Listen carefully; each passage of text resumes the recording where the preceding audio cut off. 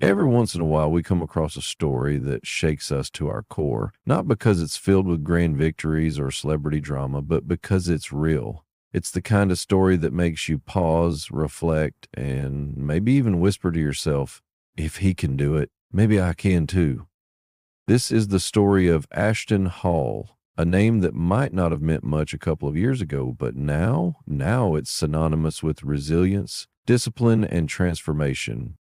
But Ashton didn't start out as a motivational figure. Far from it. His journey began in the quiet neighborhoods of Jacksonville, Florida, where dreams were often stifled by the weight of reality and ambition was a luxury very few could afford.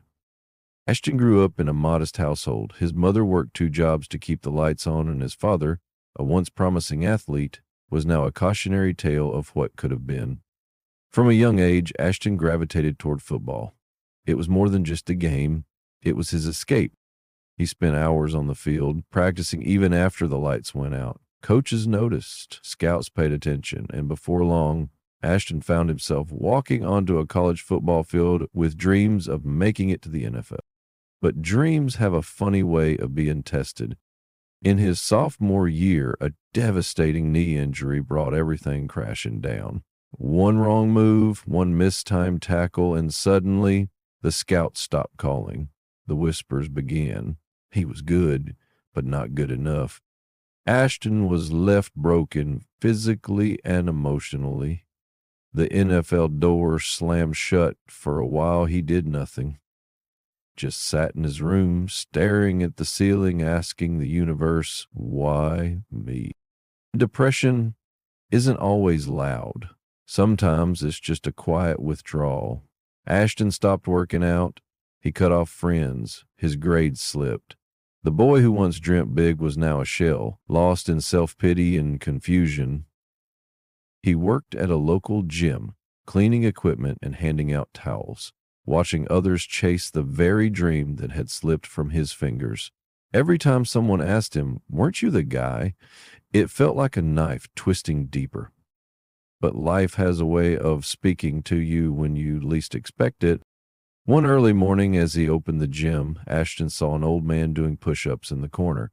The man was well into his 60s, but had the energy of someone half his age.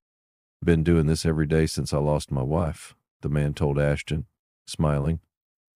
"Pain doesn't disappear, but it does get easier if you move through it." Those words stuck. That night, Ashton set his alarm for 4 a.m.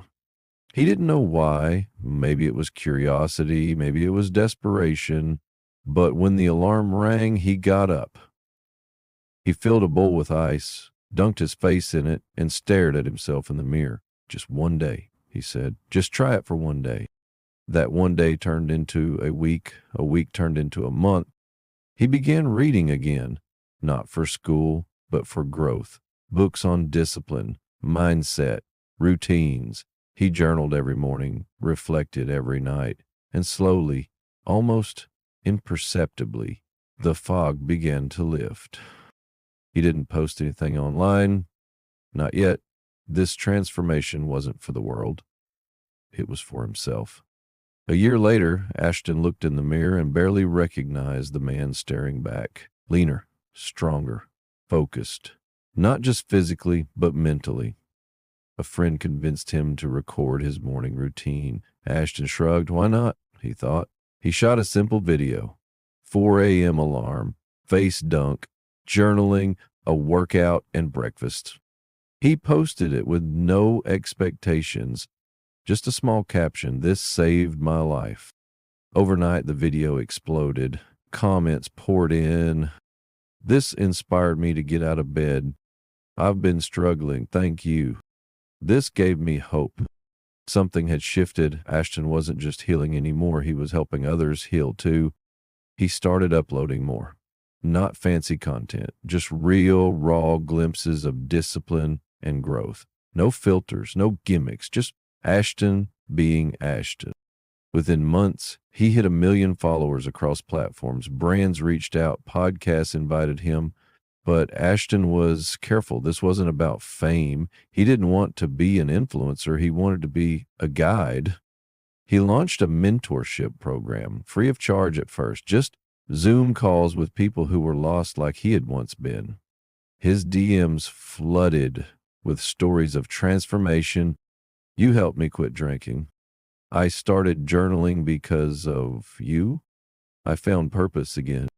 And still, every day at 4 a.m., Ashton got up, ice bowl, journal, workout, not for the camera, for himself. Today, Ashton Hall is a millionaire, not just from social media, but from businesses built around wellness, discipline, and authenticity.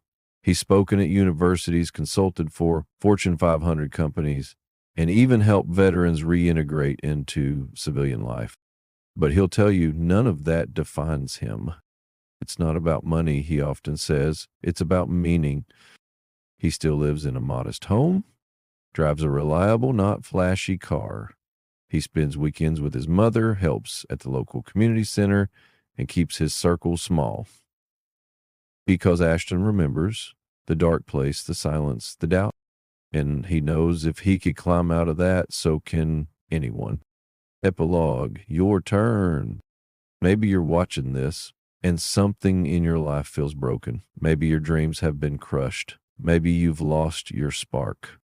But remember Ashton's words, pain doesn't disappear, but it does get easier if you move through it. Set your alarm, dunk your face in that bowl of ice, pick up a journal, start small. One step. You don't need to go viral. You don't need millions of followers. You just need to believe that tomorrow can be better than today. That's all Ashton did. And look where he is now. The question is, where will you be a year from now?